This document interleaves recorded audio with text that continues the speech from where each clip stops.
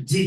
तो परमेश्वर का मैं तहे दिल से धन्यवाद करता हूँ जितने भी इस वक्त इस पैनल पर लोग जुड़े हुए हैं जूम पे। तकरीबन मैं इस वक्त देख रहा हूँ 33 परिवार या 33 ऐड इस वक्त हमारे बीच में जुड़ चुके हैं। आप सबका तहे दिल से धन्यवाद करते हैं और जो लोग मेरे चर्च से जुड़े हुए हैं आप सबका भी फिर से धन्यवाद करता हूँ। और जितने सस्टेन कम्युनिटी के जितने भी लोग हैं और जितने भी अलग अलग चर्च से हम लोग इस वक्त मुझे सुन रहे हैं आप सबका तहे दिल से धन्यवाद करते हैं। और मैं चाहूंगा एक बार यीशु के लिए क्यों ना जोरदार ताली दीजिएगा। वाह। और मैं चाहूंगा जितने भी लोगों का जिनका ड्रेस अच्छा हो, समझ गए ना, जैसा भी पास्टर जी ने अनाउंसमेंट किया था ना, या और जिनका ड्रेस अच्छा हो, जो एक अच्छा लाइट में बैठा हो, है ना, जो जिसका बैकग्राउंड बिल्कुल सही हो, आप सभी से निवेदन करता हूँ कि अपन अपना वीडियो को ऑन कीजिए। और आप सभी से मैं रिक्वेस्ट करता हूँ कभी भी आप जूम मीटिंग को अटेंड करोगे किसी के साथ, ये नहीं कि सिर्फ मैं प्रचार कर रहा हूँ तब सस्ते में, कभी भी आप लोग या किसी भी दूसरे पास्टर के साथ मीटिंग अटेंड करते हैं, आप सभी से रिक्वेस्ट करता हूँ जिस तरह प्रॉपर आप चर्च में जाते हो एक अच्छा कपड़े के साथ, कोई सही आप बैठिए, राइट, कोई सही बैठिए, ताकि आपको लोग देख रहे हैं, हेलो, आपको लोग देख रहे हैं। और खासकर खासकर मैं तो रिकॉर्ड करता हूँ उसको, फेसबुक और यूट्यूब पर भी डालता हूँ, ठीक है। तो बी केयरफुल सभी लोग, है ना। जिस तरह पास्टर राजेश बिल्कुल रेडी होकर आया, आप मुझे देख सकते हैं, बाकी भाई लोग देखो, है ना, अच्छे कपड़े के साथ, और पीछे आपका बैकग्राउंड अच्छा हो, ठीक है, ये जरूर ख्याल रखें। अगर आपके घर का दीवार ऐसा ठीक नहीं है तो एक पर्दा लगा सकते हो, बेडशीट लगा सकते हो, ठीक है। तो ये हमारी बात की बात है, राइट। और उम्मीद करता हूँ कि आप लोग ऐसा करेंगे, राइट। और जितने लोग इस वक्त हैं जरूर आप लोग वीडियो कॉल कीजिए, ताकि इस वक्त जो बातें मैं करने जा रहा हूँ और जो बातें आपके साथ जो मैं करने जा रहा हूँ, मैं चाहूंगा कि जो बातें मैं कर रहा हूँ आपकी जो रिस्पॉन्स को मैं देख सकूं। इसलिए आप सभी से मैं रिक्वेस्ट करता हूँ कि आप लोग अपना अपना वीडियो को ऑन रखें, इसलिए मैं आप सभी से ये बात को कहता हूँ। ओके।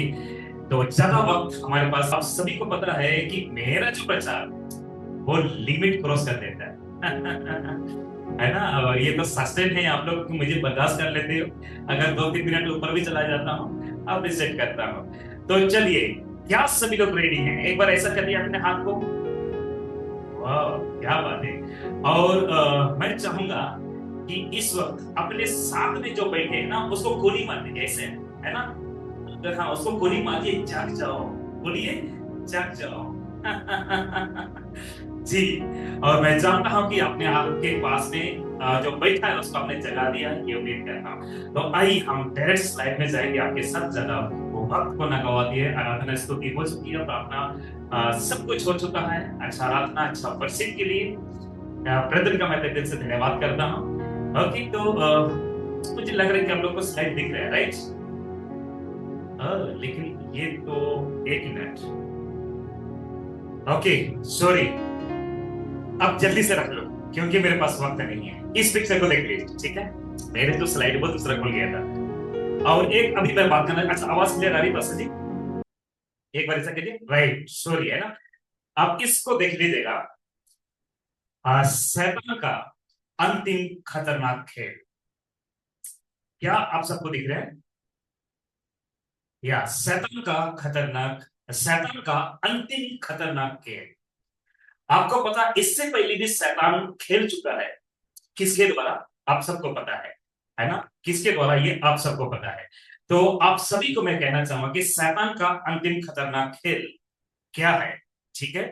शैतान का अंतिम खतरनाक खेल क्या है, क्या आप सबको पता है? अगर पता है तो अप्रिशिएट करता हूं, यदि नहीं पता, ये सिस्टर सुजिंदर कह रही कि नहीं पता है। ओके, और किसी को आप ऐसा, है ना, बॉडी लैंग्वेज के द्वारा मुझे बता सकते हैं। आप माइक को ऑन करने की जरूरत नहीं है, या तो पता है तो ऐसा, है ना, नहीं तो ऐसा ओके। तो शैतान का अंतिम खतरनाक खेल क्या है? तो आइए जानेंगे अंतिम खतरनाक क्या है। अंतिम खतरनाक खेल क्या है? जितना देर तक मैं बात कर सकता हूं, मेरा टाइम जब तक है, मैं बात करने की पूरा कोशिश करूंगा, ठीक है। और शैतान का अंतिम खतरनाक खेल क्या है, आप इसको भी देख लीजिएगा स्लाइड में। और इंग्लिश में कहते हैं शैतान का अंतिम खतरनाक खेल, ये तो कहते हैं Lucifer's dangerous in game, dangerous inch game, या शैतान का अंतिम खतरनाक खेल। आपको मैं बताना चाहता हूं, जब से पृथ्वी बनी है, जब से पृथ्वी में मनुष्य जात, जिसको कहते हैं ना इंसान बनाया, जब से मनुष्य बनाया गया, तब से शैतान ये खेल को शुरू किया है। लेकिन खेल खेल में इतने खतरनाक, जिसको कहते हैं डेंजरस हो चुका है शैतान का अंतिम खतरनाक खेल। आपको पता, सिम्पसन के बारे में आपको पता होगा, राइट? सिम्पसन दलीला के साथ झूठ मूठ का खेल खेलता था। याद आ गया? झूठ मूठ का खेल खेलता था, उसे प्यार करता था, उसे लव करता था। लेकिन झूठ मूठ के खेल खेल में कब हकीकत बदल गया, और इतने ताकतवर सिम्पसन जो पवित्र आत्मा से भरकर कई युद्ध लड़े, कई युद्ध जीते। दूसरी बात मैं कहूंगा, 300 डुबुरियों की पूंछ में आंख लगाने वाला सिम्पसन बहुत बुरी तरह उसका मौत हुआ। क्यों? जिसको कहते हैं कि एक खेल खेल में, है ना, अरे ये तो ऐसा ही है, चलता है। आज भी कुछ विश्वासी, कुछ पास्टर, अरे आज नहीं तो कल सुधर जाऊंगा, कल नहीं तो है ना परसों सुधर जाऊंगा, जिसको कहते हैं झूठ बोल बोल कर, है ना, एक दिन वही झूठ सच में बदल जाता है। सिम्पसन के साथ क्या हुआ क्या नहीं हुआ आप सबको अच्छी तरह पता है, जितने भी पास्टर और लीडर्स हैं, और जो चर्च में कई साल से आप लोग हैं, तो आप सबको अच्छी तरह पता है। तो ठीक है, अब यहां से आगे बढ़ना चाहूंगा। शैतान का अंतिम खतरनाक खेल है ये, वचन के महत्व को खत्म करना। सुनिए, वचन के महत्व को खत्म करना विश्वासी और अविश्वासी की नजरों से। ऐसे कर सकते हैं? ओ कर सकते हैं या? वचन के महत्व को खत्म करना, वो बोले विश्वासी हो या अविश्वासी। आज शैतान का इतने डेंजरस गेम हो गया है, इंड डे का, है ना, इंड डे, अंतिम दिनों में अब शैतान सीधा वचन पर अटैक करता है, वचन पर अटैक करता है। आगे बात को रखूंगा।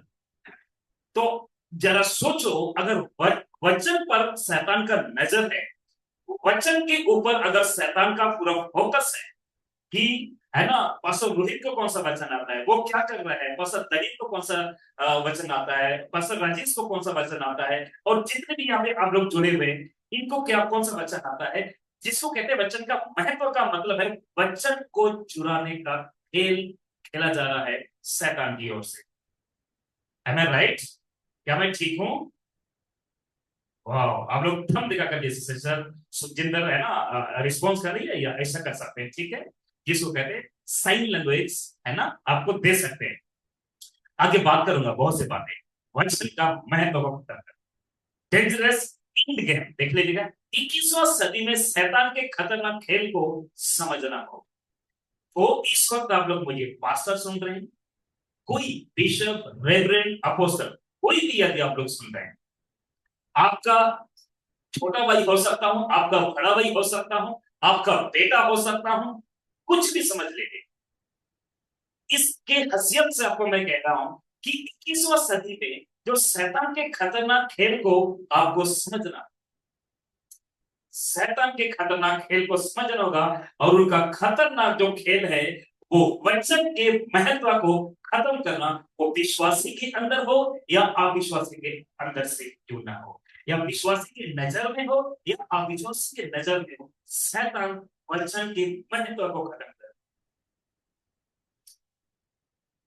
फिर से मैं कह रहा हूं, एक छोटा भाई के नाते, एक बड़ा भाई के नाते, प्लीज गंभीरता से इस बातों को लीजिए, और आज के जो वचन को गंभीरता से लीजिएगा, और बड़े क्या कुछ काम कर रहे हैं, कहीं शॉप पे हैं, ड्राइव कर रहे हैं, गाड़ी खड़ा कर दीजिए, कुछ काम कर रहे हैं रोक दीजिए, खा रहे हैं खाना छोड़ के रोक दीजिए, थोड़ी देर मेरे साथ आइए, आप वीडियो कॉल कीजिए और मेरे साथ कुछ देर बने, क्योंकि बहुत जरूरी आज की बातों को समझना।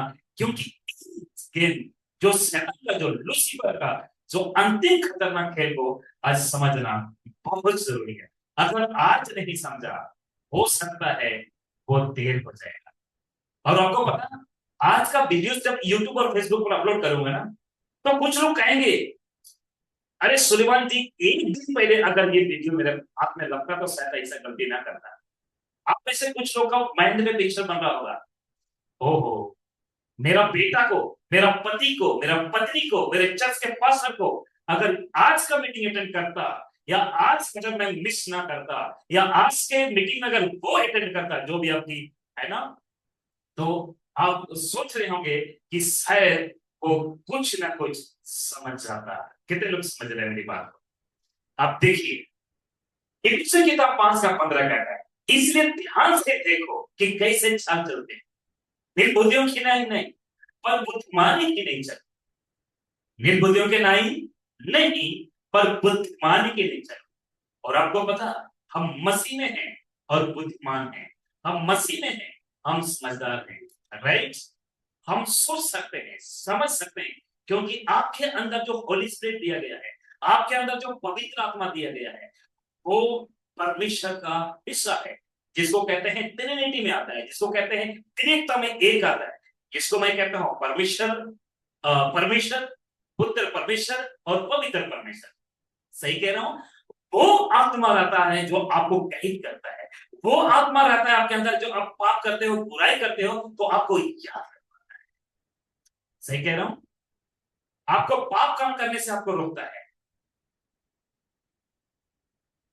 आइए यहां से चले, इन दोनों दुनिया से वचन का महत्व को खत्म करना शैतान का टारगेट है, शैतान का टारगेट है, लूसीफर का टारगेट है। कौन सी दुनिया? पढ़ लीजिएगा, संसारिक दुनिया, आगे बोल दीजिएगा आत्मिक दुनिया। संसारिक दुनिया, आत्मिक दुनिया। अपने पड़ोसी को बोलिए, बोलिए संसारिक दुनिया, आत्मिक दुनिया। आपके बाजू में आपका बेटा बैठा होगा, आपकी वाइफ बैठी होगी, आप किसी के साथ बैठे हैं, आपकी सहेली है, आपकी कोई भी क्यों ना हो, उनको बोलिए शैतान का अंतिम खतरनाक खेल ये भी है कि वचन के महत्व को खत्म करना, वो संसारिक दुनिया से हो, आगे बोल दीजिए, वो आत्मिक दुनिया से। संसारिक दुनिया का मतलब है, आज रोड में निकल जाओ, किसी को दारू पीने वाले को अगर सुषमाचार सुना, वो कहता है क्या बाप का पिता हो? क्या तेरा बाप का पिता हूं? अगर बोलेगा उसको सुनाओ, है ना, अरे भैया ये गलत है, ऐसा ठीक नहीं है, आप नरक जा सकते हो, ये हो सकते हो, बहुत कुछ अगर उसको सुनाओगे तो आपको उल्टा आपको जवाब देगा, है ना। तो आप संसारिक दुनिया के नजर में भी वचन खत्म हो रहा है, आत्मिक दुनिया के नजर में भी, और आत्मिक दुनिया के नजर में वचन का महत्व खत्म कराने में इसको कुछ लोगों को अच्छा नहीं लगेगा, लेकिन डोंट केयर, कुछ मेरे और आपके जैसे ही नाम के आगे पास्टर, अपोस्टल लिखने वाले पास्टर लोग ही कर रहे हैं। ओहो, क्यों? जिस प्लेस पे रहता हूं, पंजाब पे, पंजाब के लोग सुनेंगे होंगे यूट्यूब के, फेसबुक पर, अरे पंजाब पे रहता है, पंजाब के लिए ऐसा बोलता है। जो गलत है तो मैं बोलूंगा, भले किसी देश का वासी हो, राइट पास्टर राजेश? या गलत है तो बोलूंगा, नकली को नकली कहूंगा, असली को असली कहूंगा। तो पंजाब में आपको मैं बताना चाहूँ, आत्मिक दुनिया में सेवा करने वाले कुछ पास्टर हर बार बताता हूं, तेल के बोतल बेचा जा रहा है, नमक बेचा जा रहा है, ले हेड के नाम से 25-25 हजार रुपया लिया जाता है। तेल के ऊपर होली वाटर, तेल के तेल के ऊपर होली ऑयल, पानी के बोतल के ऊपर होली वाटर लिखा जा रहा है, रुमाल बेचा जा रहा है, अंजीर की टिक्कियां बेचा जा रहा है, साबुन बेचा जा रहा है, जो काला है गोरा हो जाए। क्या हरकतें चल रही है? आपके शहर में भी होती है, आपके झारखंड में, छत्तीसगढ़ में, बंगाल में, असम में, हिमाचल में, जहां से भी आप लोग मुझे सुन रहे हैं, होती होगी, कोई शक नहीं है ना। पास्टर क्या करता है पता, कि लोग हर संडे आते हैं, उनको स्कैम कर रहे हैं, विश्वास के नाम पर लोगों को लूटा जा रहा है। कहते हैं दोगे तो आशीष पाओगे, नहीं दोगे तो श्रापित। ऐसे ऐसे ये आत्मिक दुनिया के लोग। उसके बाद क्या हो रहा है पता, आज एक वीडियो को मैं देख रहा था, राजस्थान का वीडियो था, वो वर्शिप लीडर्स, वर्शिप जो वर्शिप कर रहे लड़कियां लड़के, वो पास्टर उन पर हाथ रखा है, मंचली की तरफ तरफ रहे, और लोग कहें कि इनके ऊपर पवित्र आत्मा का। मेरा सवाल है, अगर वो पवित्र आत्मा तब मिला तो वर्शिप किसकी कर रहे हैं? पहला तुमने 3:16 कहता है, क्या तुम नहीं जानते कि तो तुम परमेश्वर के मंदिर हो, परमेश्वर का आत्मा तुमने वास करता है। दूसरा, इफिसियन किताब 1:13 वचन कहता है, जिस दिन तुम सुसमाचार सुनते हो उसी दिन तुम विश्वास करते हो और उसी दिन तुमको पवित्र आत्मा की छाप लगी। इफिसियों की किताब 31 वचन नोट कर लीजिए। लेकिन आज के चर्च के अंदर क्या हो रहा है? क्या जा रहा है?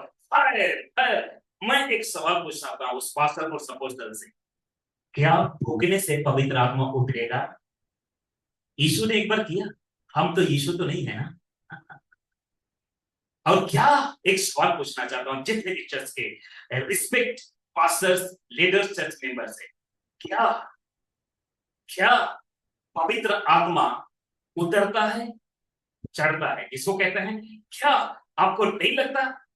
क्या वचन आपको नहीं सिखाता कि प्रेरितों की किताब में 2 अध्याय में जब एक बार पवित्र आत्मा आ गया है तो अभी वापस गई नहीं है? राइट? क्या मैं सही हूं? पवित्र आत्मा उतरता है, चढ़ता है, या उतरता है चढ़ता, ऐसा बिल्कुल भी नहीं होता है।